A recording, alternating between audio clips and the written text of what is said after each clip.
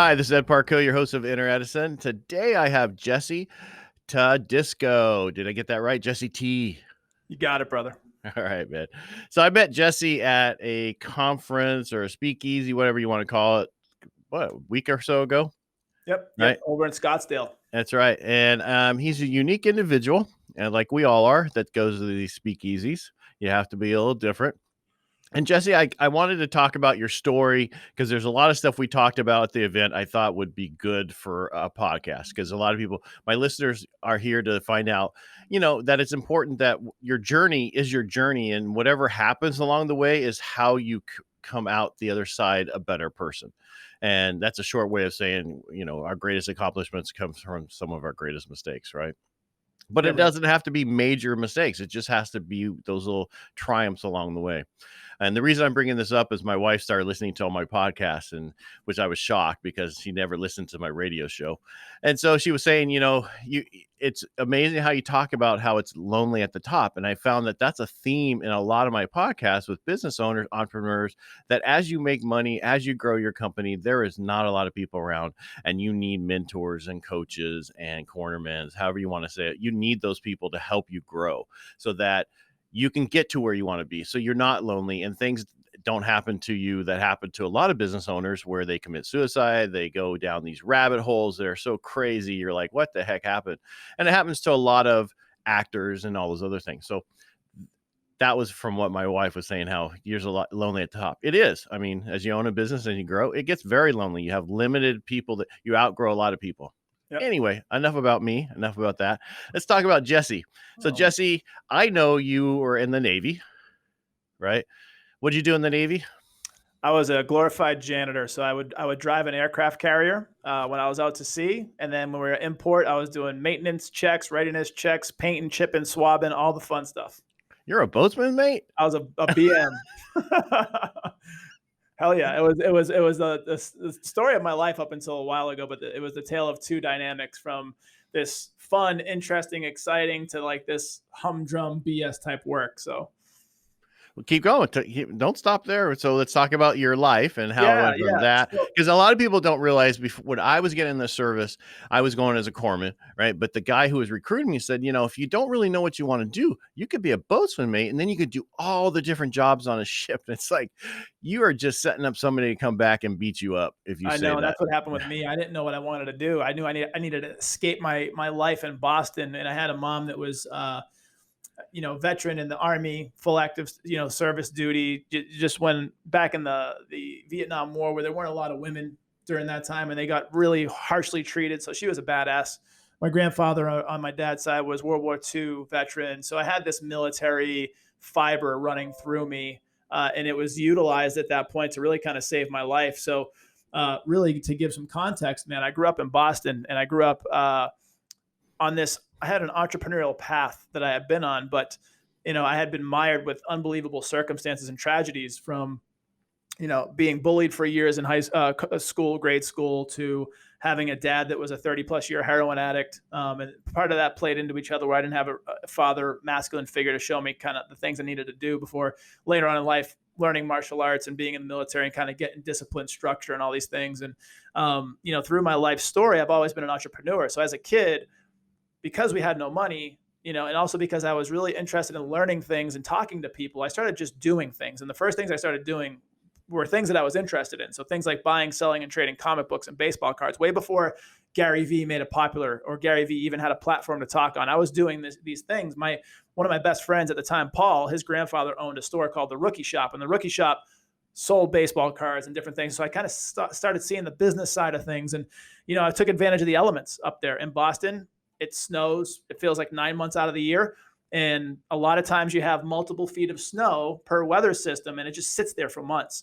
And so I saw an opportunity based on a necessity, was people needed their driveways and yards and sidewalks shoveled. And so I would shovel snow for money. And then looking across the street from where I grew up, there's a Logan Airport. It's the main airport in Boston. We would take 2 train stops from Orient Heights to Wood Island to Orient Airport. We get off at airport, and when you go through the terminals, they have these little smart carts, which are just luggage movers. And so back in the day, before luggage was highly mobile, people would stack 4, 5, 6 things of luggage on these little carts. They look like shopping carts without the basket. They have like just like the handle and then the bottom part. And so you stack your luggage on there. Well, we realized at some point, some level, if you return one of those into a stall, you get a quarter that pops Right. back out. Yep. There were people's jobs to do this, but we were just like these punk little Boston kids that like to cause trouble. And like we would go and find these carts and for a few hours run around the airport collecting quarters. But the best part was getting chased by security because it was fun. And so had this entrepreneurial spirit, had this thirst for adventure. And, you know, but I also fell into a crowd around maybe 19, 20 years old that was doing drugs and partying and stuff. And so I was on the wrong trajectory at some point. I saw the opportunity to make money with selling drugs. And so for 2 years, I did drugs and I sold drugs. And at the end of that 2 years, I had a life moment where I was like, I'm going to end up dead or in jail. I had already seen people that have gone before me that have done this. I didn't want to become my father. That was a huge thing for me because up until that point, I was pretty straight edge. I played sports. I was chasing girls, just normal kid stuff. But I fell into that pattern. And the one thing that I can say from that whole thing, one of the biggest life learning lessons, it taught me how to empathize and love my dad because I knew exactly what he was going through. And so at the end of the 2 years, my mom had been in my ear chirping, saying, hey, you gotta, you know, get back on track. And, you know, along with that narrative, I had started working when I was 14. I had, you know, kind of that work ethic, but I did get caught up in the wrong scene. So long story short, in early 2000s, left for boot camp, decided to go into the Navy, wanted to see the world, wanted to travel the world. My ship was in dry dock for almost 2 years down in Norfolk. So I didn't see anything but Virginia, which if I never go back there again, it'll be too soon because I don't love Virginia. No offense. But at the end of the day, dude, I saved my own life by basically joining in the military. And that taught me relationships, interdependence. It taught me how to survive outside of like the hometown I grew up in. It taught me how much I didn't know. I grew up as a smart ass Boston kid that thought I knew everything. And when I got to see parts of the United States at the very least, I realized how much I didn't know. Yeah, your Boston comes out occasionally, like in quarters. Yeah, It does from time to time. Yeah. and park the car. Park the car. Yeah. All right. So, and see that now I'm even learning more about you that I didn't know. You know, the whole entrepreneurship from the beginning into drugs, out of drugs, got in the Navy, learned. So, what did you do? So, you got in the Navy, and you're like, okay, I'll tell you what I said. I was like, this is for the first couple of years, it was all right. And then I was ready to get out. You know, Yep. I got my bachelor's and I was working on my master's. And I'm like, you know what? This was great for me to get out of where I was in the small town of Turlock to figure out I wanted to join the Navy to see the world. And I got to see San Diego and then Texas and back to San Diego. So, which was good for me when I was in because it was the perfect time to be in San Diego. You know, when isn't a good time to be in San Diego? Yeah. But Maybe now. yeah. Well, everything's changes, right? Yeah, man. For me, I joined and I went in, like you said, undesignated, which if I had any more clarity, if I could do it all over again, I would have done something completely different. Just because the way I live my life now, I'm very much into health and wellness. I'm big into competition. I'm big into figuring things out. I think I probably would have tried to go more the operations route. That's just how I love doing obstacle course running for fun. Like, so like that type of stuff that I'm into. I'm into cold water therapy. I'm into the ocean. Like I love that sort of stuff. And so when I was in boot camp, I tested into going through the ASVAB. It's like kind of the indicator of, you know, how smart you are and what you can do for a job in the military. I tested into a 900 division, which was all men, no females. It was people that had scored a certain level on the ASVAB, and there was these subsets within there. You had these people that were immediately trying out for buds and all this different stuff. And so I got to see a couple different avenues, and I really immediately started regretting my decision to go in undesignated, and it was too late. I was like, oh shit. So I went in undesignated, and I was like, all right, well, I got to at least serve out my 4 years or whatever it is I signed up for. But just like you, I started advancing pretty quickly. So in boot camp, I came in with no military experience other than my family, not knowing what to expect. And I know you're a big military family guy, so I had no clue. I just went in, and I went in for the idea of like getting me out of Boston and saving my life and learning some life skills. And when I got in there, there was 90 people to start out. I think we ended up with like 70 something, but there was 90 people in this barracks, and it was all guys. And there was two main leaders in the group that were part of the cadets, if you will. There was the RPOC, Recruit Chief Petty Officer, and there was the Master at Arms. And I started displaying some leadership tendencies.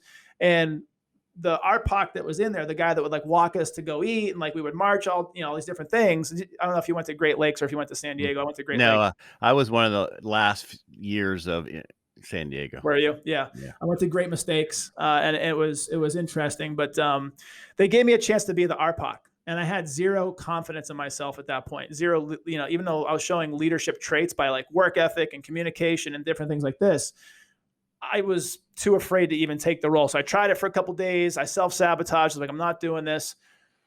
After that, I kept doing what I was doing for the next couple of weeks. And like, they came back to me with this, be the master at arms of the barracks. So now at that point, we might be 80 people, 70 people, because some people kind of like medically got discharged and whatever else.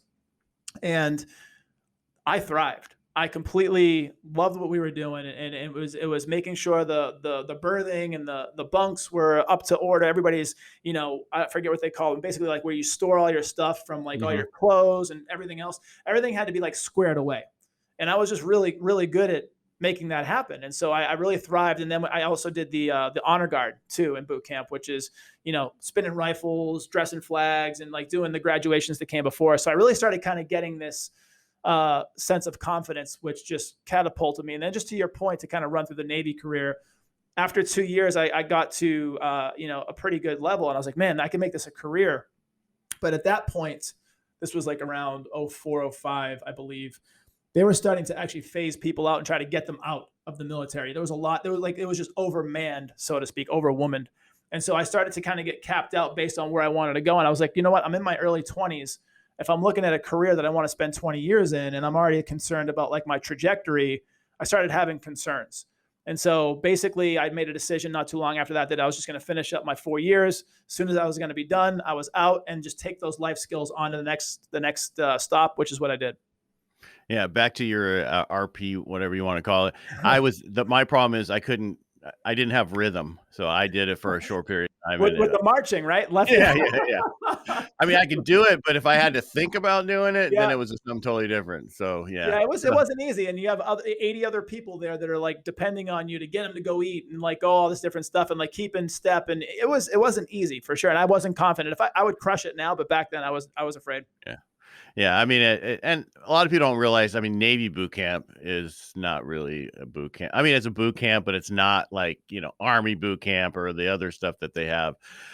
It's because with us, we were in, and then we went over to the drill division where all we did was get ready for graduation, right? That's all we did all day long. We did nothing other than that. And because we ran it, and it was like, wow, I got lucky by getting into that part, not really having to do anything.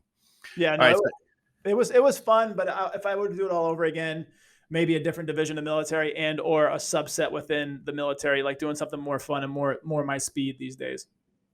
But you wouldn't be who you are today if you 100%. wouldn't have done. I don't regret it. You can't go back and say I want to make a change, because then you wouldn't be who you are today. You wouldn't be this. You could be someone totally different because you went in with this career thing, and then you went, I don't like that. So you can't go back and wish I could change that, because you wouldn't be who you are today. If I could do it again, I would change it. Yeah, but zero regrets for sure. Yeah.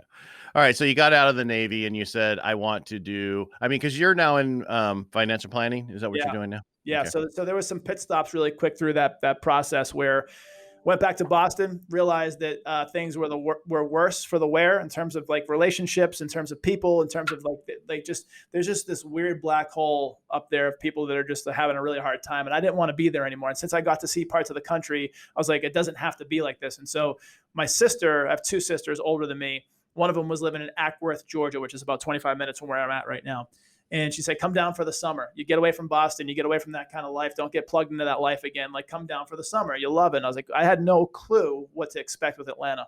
But I got down here. I fell in love. And a summer turned into present day. And so we're talking 15 years now. And so in that 15 years time, just for some cliff notes, started a few companies. The first company I started was a sales company. It was an outside sales, door-to-door company, kind of like Groupon, where we had these tickets for sporting events and restaurants and hotels and golf courses. And we would get them at like 70 to 90% off. And we would go sell them business to business for like employee incentives or client meetings or whatever the deal was. And I absolutely loved it. No sales experience, but I was out there hoofing it 8 to 12 hours a day, door to door, business to business, cold calling, working on commission.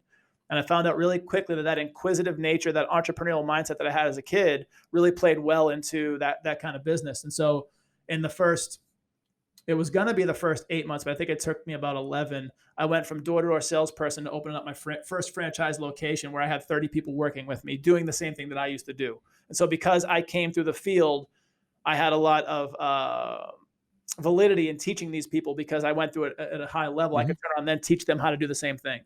So I did that for a few years, met my wife there. We opened up multiple offices around the Southeast. We started kind of growing up the ranks and we're, kind of building a name. And then we had tragedy. Another piece of my life story is I've held death in my hands twice. And the first time was with my daughter. My first daughter was 7 years old when she passed away.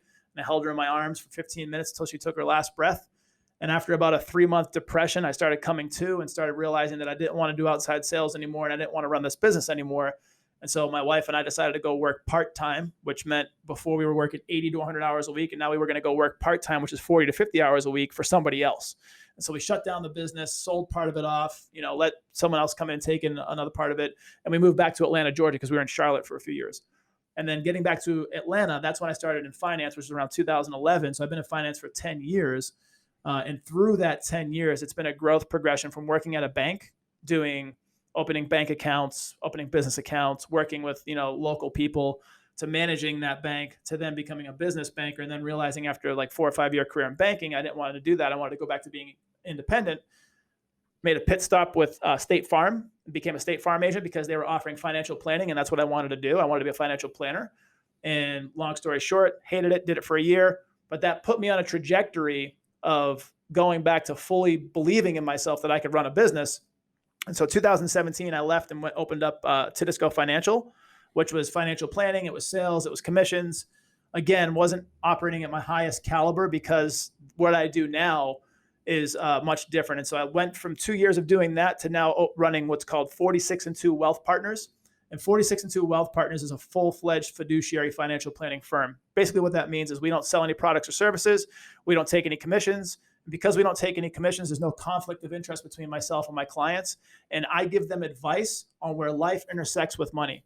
Business owners, individuals that want to keep more money, make more money, or stop trading time for money, I show them through different things that I offer them how to do that. And so basically, wherever life intersects with money is where they get advice from me, plus I manage their portfolios. Oh, okay. Yep. And I'm sorry to hear, about your daughter. I Thanks, man. apologize. Yeah, We, that was the first time. You said twice. What's yeah. the second time? So my mom, the badass that she was, she found out she had ovarian cancer and they gave her a year to live. And so when she went in for surgery and, whatever, the first time, I flew up from Norfolk. I was still in the military at this point. I actually went AWOL for 2 weeks. And because I couldn't get leave. So I went to the what the hell are they called? The chaplain. I went to the chaplain. I was like, listen, I'm not allowed leave right now. My mom's sick and she's dying. I want to go see her in Boston. He's like, listen, I can't tell you that you can go, but you got to do what's on your heart. Right. And so I ended up doing what was on my heart because I thought my mom was going to be dead. And so I flew to Boston without orders, came back, got, the whole captain's mass deal and like all that stuff. And so anyway, ended up going up there, seeing my mom was going to be somewhat okay for a while. Whatever. Long story short, her journey ended up lasting 8 years. So they gave her a year. And at the 8th year mark, her body was just done and she had fought the fight. And so we were all by her side, her whole family. And I held her hand until she died. And it was incredible. And the reason why I talk about those stories, especially in my day-to-day life, is number one, my story is not just for me, it's for other people too. But I've learned the value of time. And there's a Stoic philosophy called memento mori, which means know that you're mortal, know that you must die. Let that be the only motivation you need to live a life well lived. If you were to die today, would you be happy? Would you have regret? Would there be things left undone, things left unsaid? And because I held my daughter at a young age until she passed away, my mom, 3 years later, actually in the same month of March, it gave me so much perspective and value for time that literally I don't want to be perfect at it, but I try not to waste time. And I try to make sure that I show up for relationships and I show up in my business and show up for myself and things that I care about. And so those two things have been part of my narrative. All right. And things in our past have, make us who we are today. Right. So I want to get into something different. We were talking about at the event. One of the speakers brought up a different type of therapy that they do. And we talked about it and you're like, do you want me to talk about this? I'm like, I'm good with talking about anything that helps people because and I don't want to tell your story. So I'd rather you tell the story, how you got to trying this stuff out. And so you want to go from there? Yeah, there's this resurgence of what's called plant medicines. They've never gone away, but through the war on drugs, back a few decades ago, and honestly, because it was creating free thinkers and powerful people, and the other side is the government didn't know how to tax this stuff. Things like, which I've never done, but things like LSD, things like psilocybin mushrooms, which I've done, things like ayahuasca. Some of these protocols have been used for thousands and thousands of years from different nations. And what you see in America, and I love America, but what you see in America is the medical industry is all about slicing and dicing and then giving you a pill. Slicing and dicing and giving you a pill. There's up until a few years ago, I don't say a few years ago, maybe more than that, but a lot of it hasn't been holistic. A lot of it hasn't been healing from within, right? And really healing, right? And so what I was experiencing is through those traumatic experiences in my life, I had a lot of work I had to do. And so a couple of years ago, I was introduced through Joe Rogan, who I'm a big fan of, to a couple of different people that work with plant medicines being ayahuasca, psilocybin mushrooms, different things. And the power and impact these things have on people, to where I've been in therapy through my, my marriage and relationship, and trying to figure out stuff on how to show up better for each other. And even though therapy was great and these were great human beings, I never really felt the change. And we also never did the work either. Like, we would show up to therapy, but we would never really incorporate the tools to daily life. And I was talking to a guy yesterday about this. So he's been abused pretty heavily. He was in therapy two days a week for years.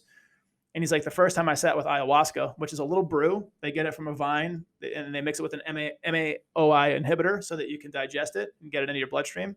It's a tea. You drink this tea, and with ayahuasca specifically, you get spiritual contact. It sounds crazy, but you can have contact with God. You can have insights that are given to you that will change your life for the better, whether it's healing that's done for you, whether it's working on your ego, whether it's figuring out business problems, relationship problems. You can go into these settings that are very, very spiritual and very sacred, and you can come back a changed human being for the better. And so being an explorer, being like an Indiana Jones and a Doctor Strange mixed together, it called to me. And I've done so much healing work for myself on the ego level, on the pain level, on the business level, on the life level, on the God level, that it's allowed me to then turn around and be able to pour that back into other people. And so it's been this beautiful life journey that I've been on. And to a point where you haven't said this, you keep saying you're married, but you want to go into that part of it? Because, Yeah, I know so you're trying to see, I know a lot about you that I'm trying to let you tell the story, but you're not telling the full story. So you found out going through this. I mean, because a lot of people are going to be listening going, this guy's crazy. So is Ed, for having him on the show. But you know what? It's important to talk about everything and understand there's so much out there that we don't know about. And it's amazing, there's so much you need to look into stuff to help you. A lot of people have done therapy. A lot of people go and they don't get help from it because normal stuff doesn't always work for people. So I'll get off my box. No, it's beautiful. And I'm glad you shared that, because just so people know, this is being used in therapeutic settings. This is being used in clinics. Johns Hopkins just came out with a study saying that psilocybin mushrooms in the therapeutic use and setting is 4 times more effective than any antidepressant that's out there. And the reason why I like this is because it's therapeutic, it's natural, it's something that has an unbelievable efficacy. And it's helping, especially in the veteran community, guys and gals with PTSD, anxiety, depression, drug addiction issues. I don't want to say it's a cure-all, and it's definitely not for everyone, but it's helping so many people with those things at a mass scale. And it's coming back to a therapeutic setting. It's being decriminalized in different states. So we're in this beautiful consciousness awakening right now that's happening, and people will see how it's playing out. Jesse, before you go, and they're not using it as a recreational drug like they do marijuana or the other stuff. So this is a therapeutic, not, because from what I understand is like you don't want to take it unless you want something to find out, right? Unless you're set and setting, your mindset has to be in the right space, and the setting in which you're in has to be in the right spot. And so those couple things, coupled with the intentions that you set for yourself, completely matter. And so never once have I been like, man, I want to just do this so I can see some cool stuff. It was and I've come back and I've done some really hard work to where, like, I was hurt for some weeks in terms of the things that I've learned and seen about myself that I wasn't happy with. And one of those things, alluding to your thing before with my ex-wife, was I had a lot of ego work I had to do. And this stuff will punch you right in the ego as hard as it can. And it'll give you insights to how to operate differently in the world, basically how to be and receive more love, how to show up better for yourself and other people. And so my wife and I were together for about 13 years, married for 7 together married for 7 together for a total of 13. And I and she had stopped doing the work, and we started building the 4 horsemen of divorce, which I think is John Gottman. It's resentment, criticism, stonewalling, and judgment. Like those things started eking out into our relationship, and we started stop showing up for each other. And even though we had massive love and 2 kids, it was just really hard to be in that relationship. And so I stepped away from that relationship, and we got divorced, and it was amicable and it was non-contested. And it was, if you're going to get divorced, it was an ideal situation.